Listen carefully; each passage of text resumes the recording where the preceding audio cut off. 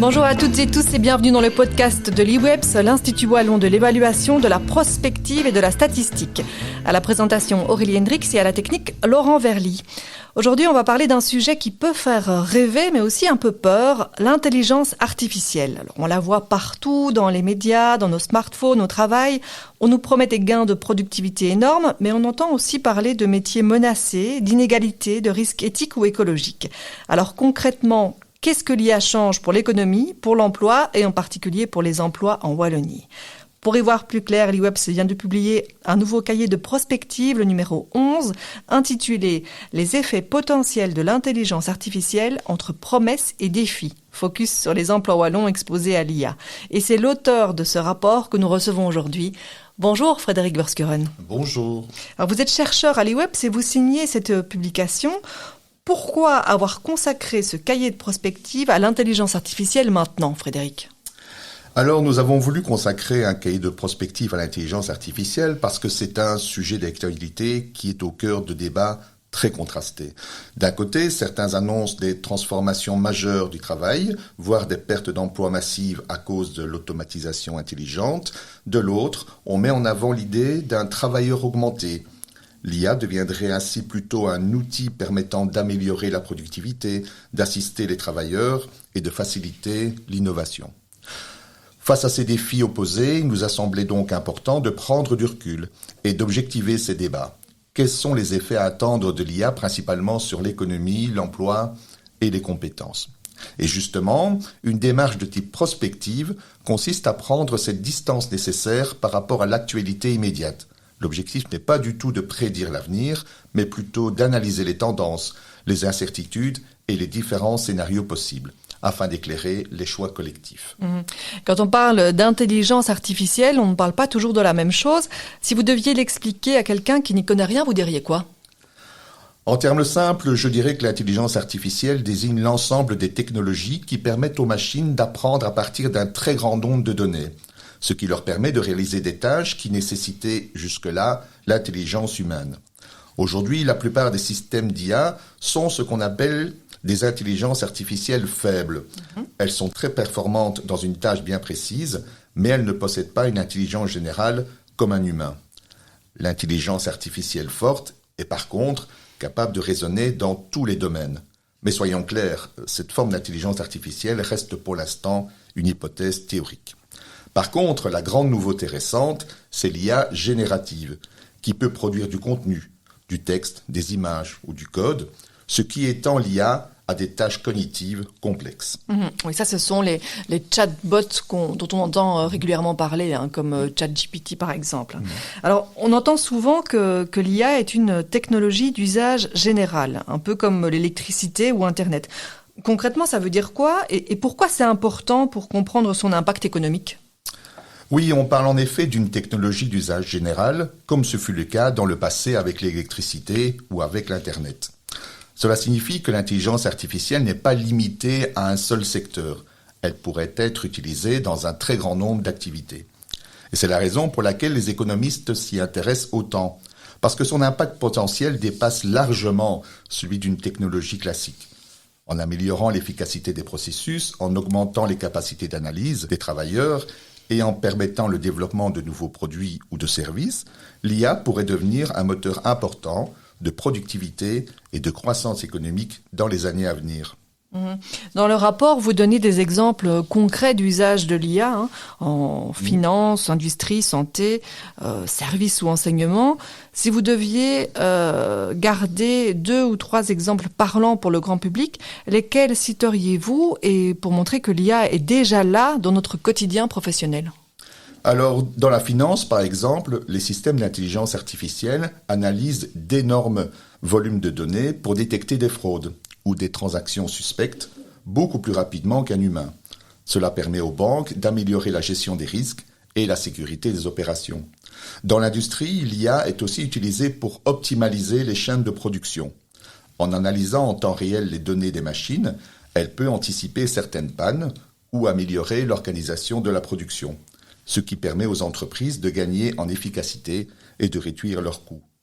Et dans les services, l'IA intervient de plus en plus dans la relation client, par exemple à travers des assistants numériques ou des systèmes de recommandation qui permettent de proposer des services plus personnalisés.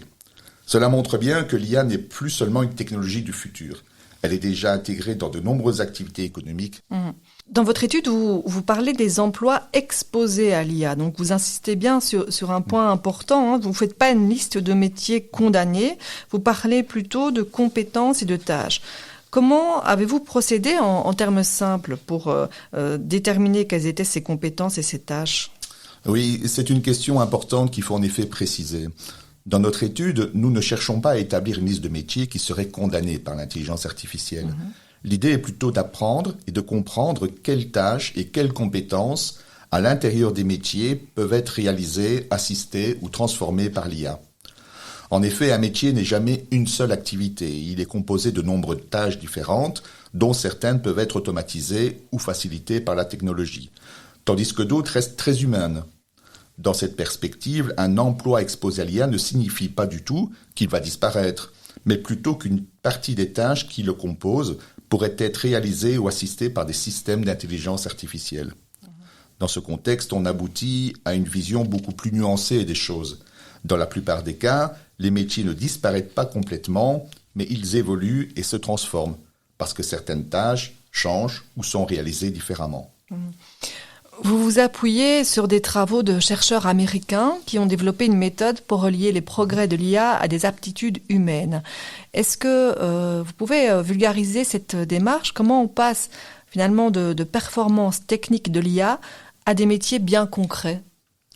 Eh bien, l'idée générale est simple. Certaines tâches dans les métiers mobilisent des compétences ou des aptitudes, comme comprendre un texte, analyser des données, reconnaître des images ou produire du langage. Or, ce sont précisément des domaines dans lesquels les performances de l'IA ont fortement progressé ces dernières années. Des chercheurs ont donc cherché à mesurer dans quelle mesure ces capacités techniques de l'IA correspondent à des aptitudes humaines utilisées dans le travail. Est-ce qu'on peut citer ces chercheurs ? Oui, tout à fait. Donc, il s'agit d'une équipe de chercheurs américains qui s'appelle Felten, Raj et Simmons. Alors, à partir de là, on peut faire le lien avec les métiers. Chaque profession mobilise un ensemble de compétences et de tâches spécifiques. En analysant ces tâches, on peut estimer dans quelle mesure elles pourraient être réalisées ou assistées par l'IA. Cela permet ensuite d'évaluer le degré d'exposition des différents emplois. Dans notre étude, nous avons appliqué cette approche aux données wallonnes sur les professions afin d'identifier quel type d'emplois seraient les plus concernés par les progrès récents de l'intelligence artificielle. Alors justement, si on en vient au résultat, quels sont les 2 ou 3 chiffres clés que vous retenez pour la Wallonie ? Par exemple, combien d'emplois sont classés comme exposés à l'IA ? Voilà. Notre analyse montre qu'environ 60% des emplois sont aujourd'hui exposés à l'intelligence artificielle, ce qui représente à peu près 880 000 emplois. Mais il faut bien comprendre que cela ne signifie pas que ces emplois vont disparaître. On en a parlé tout à l'heure. Mais plutôt qu'une partie des tâches qui les composent pourrait être transformée ou assistée par l'IA. Un autre résultat important, c'est que l'intensité moyenne d'exposition des professions à l'IA atteint 56%, ce qui confirme que l'IA touche potentiellement une grande partie de l'économie et pas seulement quelques secteurs spécifiques. En fait, ce sont surtout les professions les plus qualifiées qui apparaissent comme les plus exposées, comme les managers, les professions intellectuelles et scientifiques, ou encore les employés administratifs, où le niveau d'exposition dépasse souvent les 70%.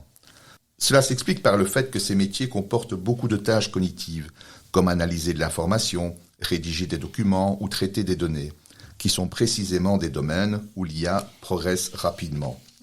À l'inverse, les métiers plus manuels, par exemple dans l'industrie, l'artisanat ou certaines activités techniques, apparaissent aujourd'hui comme moins exposés à l'IA, avec des niveaux d'exposition souvent inférieurs à 25%. Cela ne veut pas dire qu'ils ne seront pas transformés par d'autres formes d'automatisation, mais simplement que les capacités actuelles de l'intelligence artificielle ciblent davantage les tâches cognitives que les tâches physiques. Oui. Et quand on dit qu'un métier est exposé, ça peut faire peur. Concrètement, pour un enseignant, un employé de bureau, un cadre comptable ou un travailleur social, ça veut dire quoi être exposé à l'IA ? Oui, on vient d'en parler. Quand on dit qu'un métier est exposé à l'intelligence artificielle, cela ne veut pas dire qu'il va disparaître. Cela signifie plutôt que certaines tâches à l'intérieur même de ce métier pourraient être réalisées ou assistées par l'IA. Par exemple, pour un enseignant, cela peut concerner la préparation de supports pédagogiques ou certaines tâches administratives. Pour une employée de bureau ou un cadre comptable, cela peut être l'analyse de données, la rédaction de documents ou le traitement d'informations. Et dans le cas d'un travailleur social, l'IA pourrait par exemple aider à analyser des dossiers ou à accéder plus rapidement à certaines informations. Mais ces métiers reposent aussi beaucoup sur d'autres dimensions, comme le jugement, la relation humaine, la prise de décision ou l'accompagnement, qui restent difficiles à automatiser. C'est pourquoi, dans la plupart des cas, on parle davantage d'une transformation du contenu du travail que d'une disparition pure et simple des métiers. L'IA va modifier certaines tâches, en automatiser d'autres, mais aussi en renforcer d'autres à plus forte valeur ajoutée. Vous faites une différence entre exposition et automatisation. Est-ce que vous pouvez nous expliquer cette nuance qui est importante ?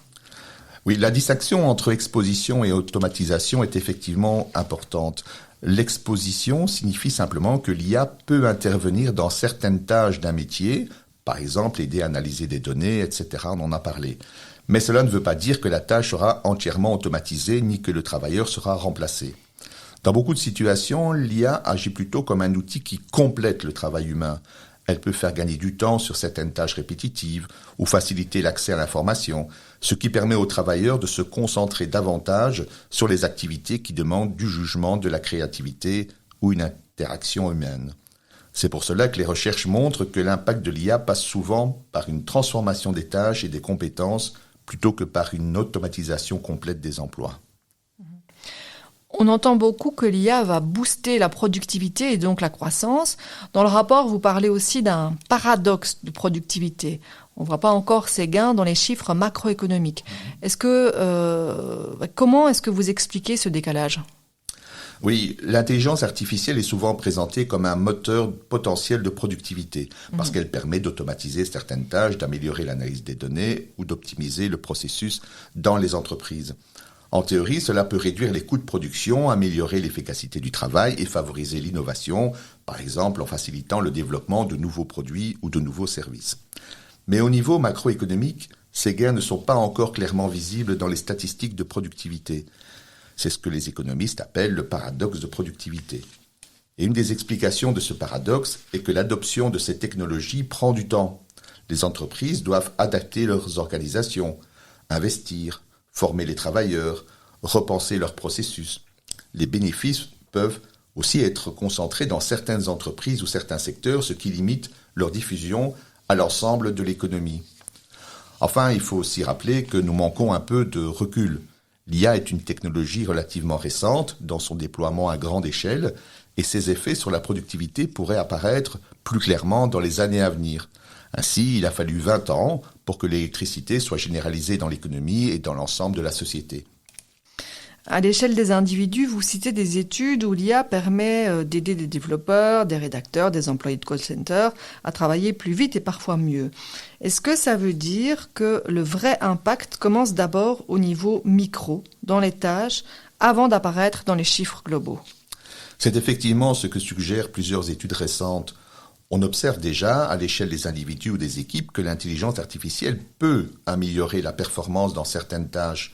Par exemple, elle peut aider des développeurs à écrire du code beaucoup plus rapidement, assister des rédacteurs dans la production de contenu ou encore soutenir des employés des centres d'appel en leur donnant plus rapidement accès à l'information dont ils ont besoin. Cela montre que l'impact de l'IA commence souvent à se voir au niveau microéconomique, c'est-à-dire dans les tâches concrètes réalisées par les travailleurs. Mais pour que ces gains se traduisent ensuite dans les statistiques économiques globales, il faut du temps. Les entreprises doivent adapter leurs organisations, diffuser ces outils à grande échelle, transformer leur processus de travail. C'est souvent ce décalage qui explique pourquoi les gains visibles au niveau individuel mettent plus longtemps à apparaître dans les chiffres macroéconomiques de productivité. Et en termes d'inégalité, qu'est-ce que vous voyez se dessiner ? Sur la question des inégalités, les effets de l'intelligence artificielle peuvent aller dans des directions opposées. D'un côté, il existe un risque que l'IA accentue certains écarts, notamment entre les travailleurs qui disposent des compétences pour utiliser ces technologies et ceux qui en sont moins familiers. Les travailleurs les plus qualifiés ou les organisations les mieux dotées en ressources peuvent davantage tirer profit de ces outils, ce qui peut contribuer à creuser certains écarts de revenus ou de performance. Mais l'IA peut aussi avoir des effets plus positifs dans certains cas.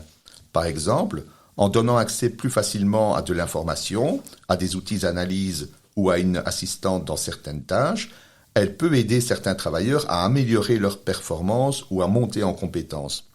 En d'autres termes, l'impact sur l'inégalité dépendra beaucoup de la manière dont ces technologies seront diffusées, des politiques de formation et de la capacité des organisations à accompagner les travailleurs dans cette transition. Oui, alors justement, du côté des politiques publiques et des institutions de formation, quelles sont les priorités pour éviter que l'IA ne creuse les fractures sociales et au contraire qu'elle devienne un levier de requalification ? Du côté des politiques publiques, une des priorités est sans doute d'investir fortement dans la formation et l'adaptation des compétences. Comme l'intelligence artificielle transforme progressivement le contenu de nombreux métiers, il est essentiel d'accompagner les travailleurs dans ces évolutions, à travers la formation initiale, mais aussi la formation continue tout au long de la vie. L'objectif est de permettre au plus grand nombre de comprendre ces technologies, de savoir les utiliser et de s'adapter aux nouvelles compétences qu'elles exigent. Un autre enjeu important est de veiller à ce que les bénéfices de l'IA soient répartis de manière plus équilibrée dans l'économie et dans la société. Cela passe par des politiques qui facilitent non seulement la formation, mais aussi l'accès à la formation. Des politiques qui soutiennent la diffusion des technologies dans les entreprises et qui accompagnent les travailleurs les plus exposés aux transformations du travail. L'idée est que l'IA ne devienne pas un facteur d'exclusion, mais au contraire un levier de montée en compétences et de requalification pour une large partie de la population active. Dans le rapport, vous insistez sur les enjeux de régulation et de gouvernance, donc fiscalité, protection des données, AI Act européen, coopération internationale. En quoi ces choix politiques vont-ils faire la différence entre un scénario optimiste et un scénario pessimiste autour de l'IA ? Oui, les choix en termes de régulation et de gouvernance vont effectivement jouer un rôle très important dans la manière dont l'intelligence artificielle va transformer l'économie et la société.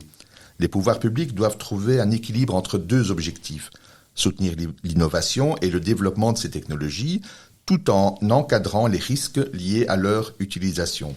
Par exemple, en matière de protection des données, de transparence des systèmes ou de responsabilité en cas de problème. C'est précisément l'objectif d'initiatives comme l'AI Act européen qui cherche à fixer un cadre commun pour l'usage de l'IA. Et ces choix politiques peuvent faire une grande différence entre différents scénarios d'avenir. Dans un scénario plus optimiste, l'IA devient un levier d'innovation, de productivité et de progrès social, avec des bénéfices largement partagés. Mais sans cadre adapté, il existe aussi un risque que ces technologies renforcent la concentration économique, accentuent certaines inégalités ou posent des problèmes de gouvernance. C'est pour cela que la coopération internationale et la mise en place de règles claires sont des enjeux essentiels pour orienter le développement de l'IA dans une direction durable et inclusive. Si on se concentre sur la Wallonie, alors quels seraient selon vous les 2 ou 3 grands choix stratégiques à faire dès maintenant pour orienter l'IA vers un développement responsable et inclusif, que ce soit du côté des pouvoirs publics ou des entreprises et des organisations ? Si on se place à l'échelle de la Wallonie, un premier choix stratégique concerne l'investissement dans les compétences et la formation. On en a déjà parlé.